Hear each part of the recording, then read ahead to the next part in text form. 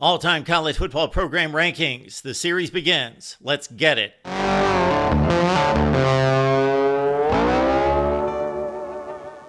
Thanks for stopping by here at the Voice of College Football for the best in discussion, debate, and analysis. It's much ballyhooed, much hyped, and much discussed and debated and argued vehemently every offseason. All-time program rankings. What should be included? What should be weighted? What should be discarded?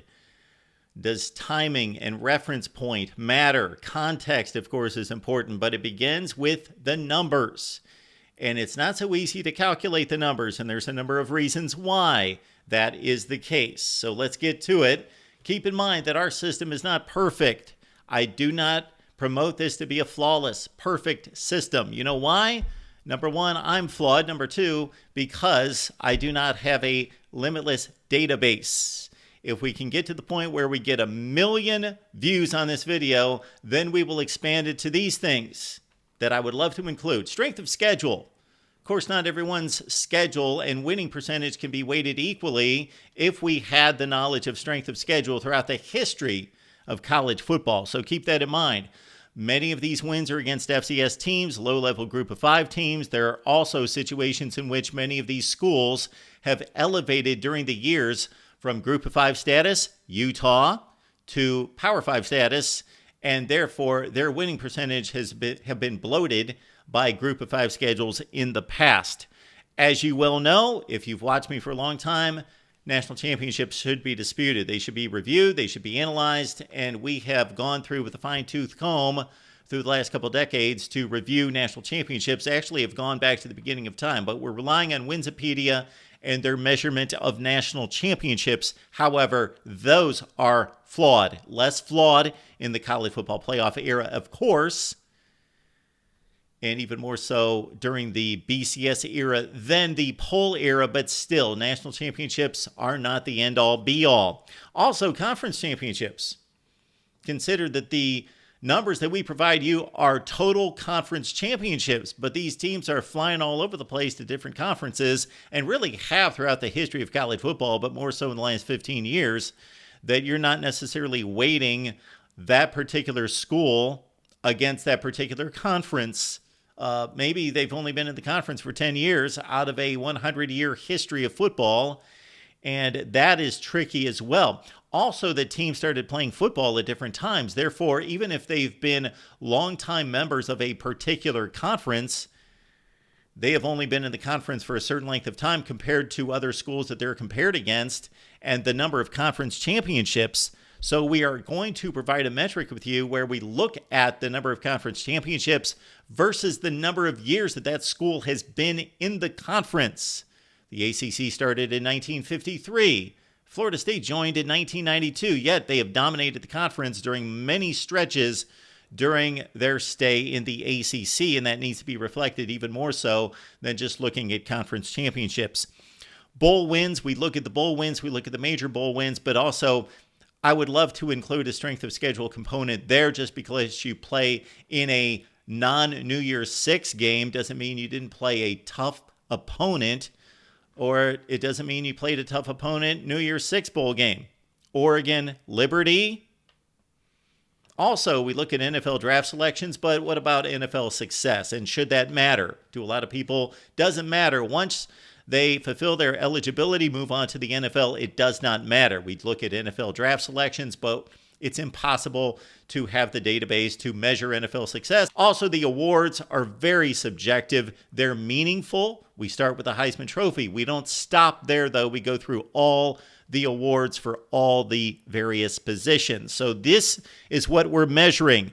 Winning percentage. Also, AP poll points. So you probably say, Mark, we've watched you. Your top 25, that actually makes sense. You're ripping on the AP poll all the time.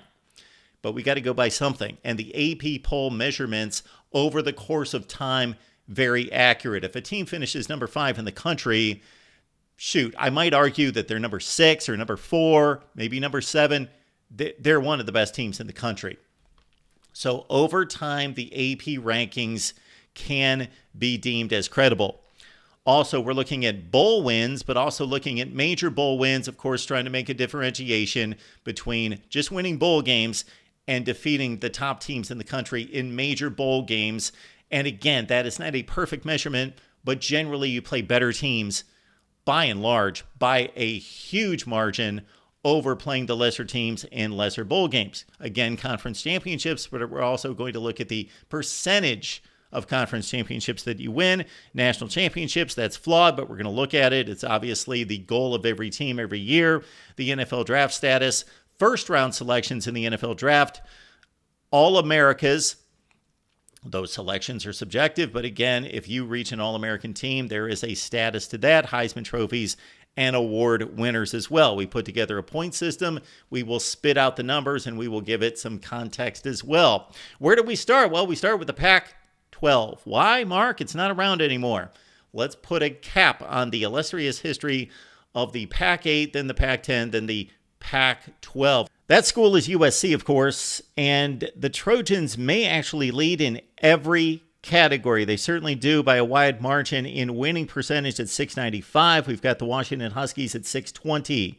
Those are the only two schools in the Pac-12 conference with over 60% winning percentages for the entirety of the program. Then we've got Arizona State just a tick under 60%. Arizona State joined the Pac-12 back in 1978. And so that needs to be considered as well, although it's pretty impressive that Arizona State is number 3 in the conference in winning percentage all time. Utah's right there as well as UCLA and on down the list. So keep in mind that almost all these schools in the Power 5 are going to have all-time winning percentages over 50%. So mathematically that doesn't work, right? Well, it does when you consider they beat up on the group of 5 with winning percentages all-time between 85 and 90%. And winning way over 95% of its games against FCS competition. So just about everyone over 50% overall.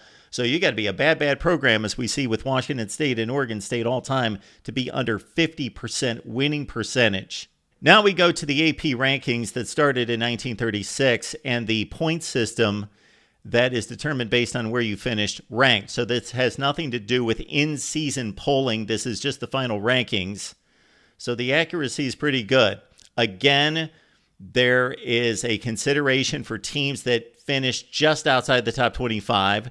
They are not given any points or any credit in this, so that's the big flaw in the system overall. But when you look at almost 100 years of college football, it's pretty darn accurate. USC just blows away everyone, followed by UCLA, back by over 350 points. Washington's there with over 400 points as well. Utah obviously making a surge here since they've joined the Pac-12 and made these Rose Bowl and Pac-12 championship game runs, has really risen in the rankings, but still with only 132 all-time points in the AP rankings. Of course, most of these schools have had tremendous stretches of football, but they've also had their valleys, like Stanford in particular.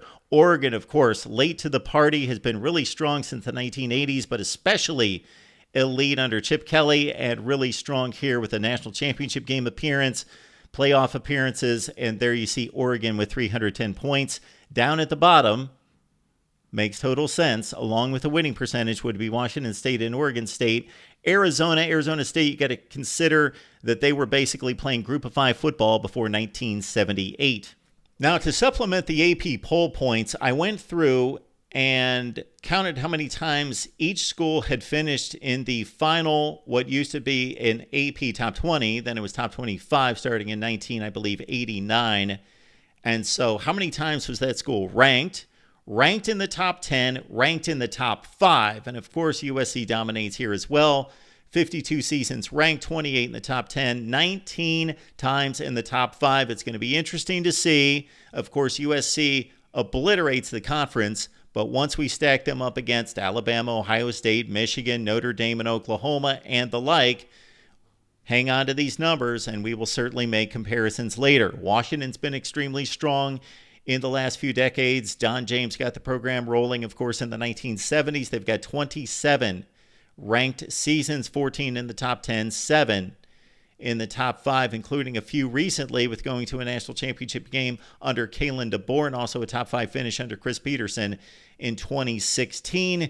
UCLA is strong. Stanford's had some nice runs as well. You see 20 ranked seasons, 3 in the top 5.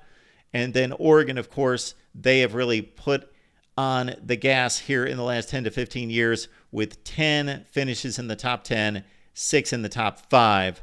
Look at the all-time bowl wins. USC in control with 35. You see Washington's got 20 bowl wins. UCLA's at 25. On down the list, you see the postseason performance of all these teams. And again, these are not bowl appearances. These are bowl victories. And USC at the Rose Bowl has been so dominant. You can throw Ohio State, Michigan, and other power teams from the Big Ten together that showed up at the Rose Bowl on a regular basis. Throw them all together, and they don't match USC's Rose Bowl winning total of 25. USC has won 27 major bowl games, and that completely leaves everyone in the dust. Nobody else has hit double digits. Washington at 9, UCLA at 8 bowl wins, major bowl wins, along with Stanford with 8. USC won 37 Pac-12 championships. Washington, of course, won the last one in 2023 to run their record to 18 and break a tie with UCLA. Consider that the Utah and Arizona State championships mostly came in their status in other conferences. So those have to be taken into consideration, and we will look at all-time Pac-12 championships. These are total conference championships, and this is where realignment really plays with these numbers. You see Colorado 26 conference championships. Of course, they've won none in the Pac Conference since joining in 2011, and of course, they're moving on to the Big 12. Now let's look at when these schools joined the Pac-12. The conference was formed in 1915, and by the late 1920s, you had a solid conference of all the schools that we are familiar with in the Pac Conference on the West Coast, with USC, UCLA, Washington State, and then Oregon, Oregon State, and Stanford all joining again by 1928. And then you had the influx of Arizona State in 1978. And then the final two to make it the Pac-12, Colorado and Utah in 2011. So now if we make the conversion to just Pac-12 championships and the number of years in the conference, USC still dominant with 102 years of Pac-12 football and 37 conference championships. And you see down the line, Washington won its 18 in 109 years. So actually they had more years as a member of the Pac-12. UCLA right there with 17 in 96 years. And on down the line, you see the number of championships versus the number of years participating in the conference out of Arizona and Arizona State. The Wildcats won the Pac-12 in 1993, and Arizona State has 3 Pac-12 championships. Now, these were also tied and shared championships before there was a Pac-12 championship game in the early 2010s. Utah's won the Pac-12 here just recently and going to the Rose Bowl after the 2021 and 22 seasons. Colorado's the only school in the Pac-12 that has been completely shut out of championships. National championships, of course, are a source of controversy. We've got it pretty tightened up here with the 12 teams going forward. Little controversy about who's going to make it, even though there's still a committee involved. It's an invitational, technically. It's not a playoff, not an objective system, but we've got the best teams in the country competing for a national championship, and pretty much the same thing for the past 10 years. Now you go back to the BCS era, I can always make a claim for numbers 3 and 4 having good enough resumes to compete for the national championship, and then take us back to the poll era. And yes, here at the Voice of College Football, we are going through all the years, and we are reviewing the results, and we are awarding national championships based on our criteria, which is fair, which is equal, which is not perfect, never can be, but which is much more reasonable than the national championships that we've seen through the years of college football. For right now, we stay with Winsipedia. Look at the national championships in the Pac-12, which again is USC on top with 11. California, the Golden Bears with 5 national championships, even though they have not played in a major bowl game since well before I was born. You got to go back to the 1959 Rose Bowl with Joe Kapp. Washington, 3 national championships, of course, the most recent in 1991 when they split with Miami. A couple national championships out of Stanford as well. UCLA's national title was back in the 1950s. Colorado as a member of the Big 8 back in 1990. You could argue that USC is the best school in producing NFL talent all time. I know they're not number one in draft selections, but they're very close at 531. And then you see it drop off considerably again with UCLA at 339, Washington at 325, a number of schools in the 200s in producing NFL talent. Down at the bottom, you've got Oregon State with 173. That's not surprising. What is somewhat surprising if you're a new college football fan, you're a bit younger, is that Utah's only at 177. Of course, the Utes have a fine program and have produced tons of NFL talent here in the last 15 to 20 years, but before that, very sparse. Let's go on to first-round selections in the NFL draft. And again, USC dominates with 86. No one is anywhere on the radar close to that. You've got UCLA at 37, Washington at 31, and we see a pattern. NFL talent equals wins, bowl wins, winning percentage. It all ties together. You're going to see most of these schools be in the same place regardless of the category because it all ties together. Those are the first-round selections in the NFL draft by these PAC schools. Next criteria in our Voice of College Football all-time program rankings as we wrap up the Pac-12's history. USC with 84 All-America selections. UCLA has half that number at number 2 with 42. Washington with 24. You also have strong numbers coming in from Stanford and Colorado at 37 and 32. And down at the bottom, Washington State and Oregon State have just been awful football programs. Now, they've shown some life here in the last 20 or 25 years, but they have yet to reach the double-digit mark in all-time All-American selections. Reggie Bush got his Heisman Trophy back here in the last couple of weeks. Many people are very happy about that. That gives USC the all-time lead in all of college football, and look at that. There's no other school in the Pac-12 that has received more than one Heisman Trophy. We could certainly make arguments about who should win the trophy, but the official count is USC 8, the rest of the conference put together 5. And now let's look at major award winners. So, this is the Davy O'Brien. This is the Biletnikoff, the Groza. This is the Ray Guy Award. This is all the offensive and defensive positions. The Butkus, the Nagurski, the Lombardi, the Remington, all of them put together. Each position is represented here. The Doak Walker as well. USC with 9 total trophies outside the Heisman Trophy. And there you see a bunch of schools with 4. UCLA's at 7. So UCLA, once again, is pretty strong in football prestige, although we've not seen much here in the last 20 years or so. Strong run by the Bruins in the 70s and 80s into the 90s as well. And that's how it stands for award winners outside of the Heisman Trophy. So we checked out the all-time winning percentages for these schools. So we can have a debate all day about what game should count more than what game. Should a particular time frame count more? Should there be a recency bias because the football is more legitimate than it was with the guys wearing the leather helmets in the black and white photos that we can't watch the game tape on? All of that. You also had desegregation. Of course, we did not have a fully integrated college football competition with blacks and whites until the mid to late 60s, and probably not fully integrated until the early 70s. Take all that into consideration. It's impossible to vet through and come up with a perfect system.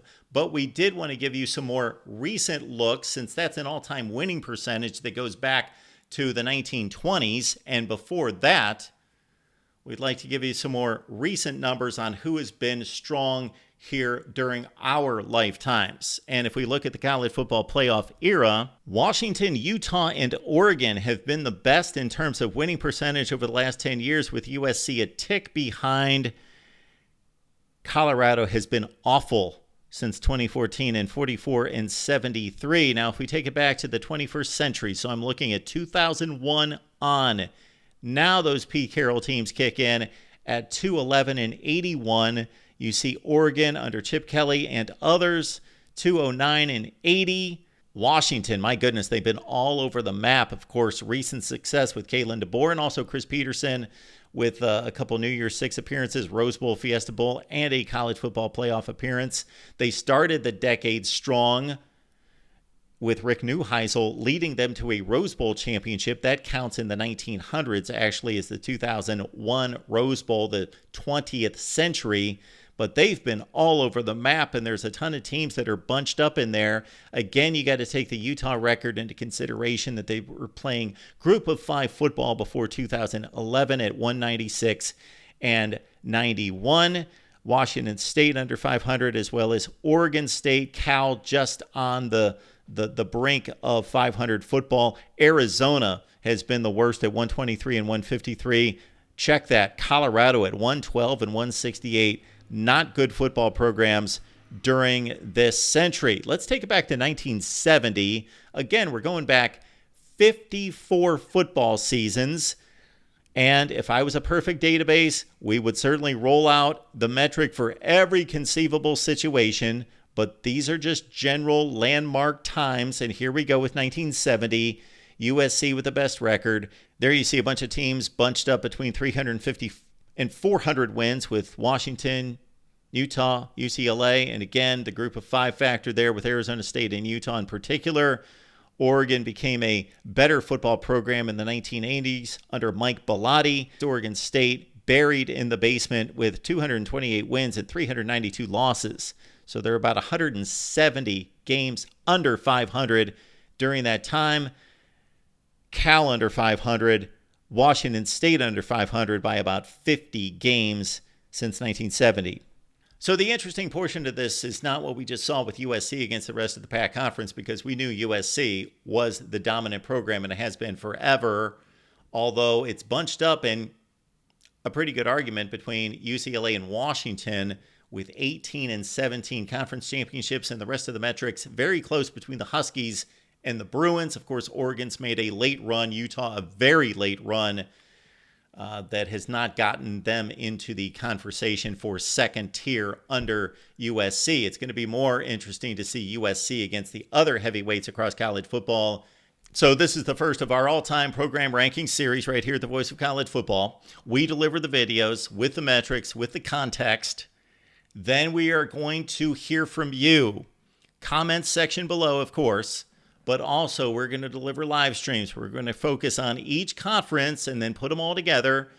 And we will take your feedback live. Phone calls, comments, questions in the chat. Tell me where I got it wrong and what I could do better.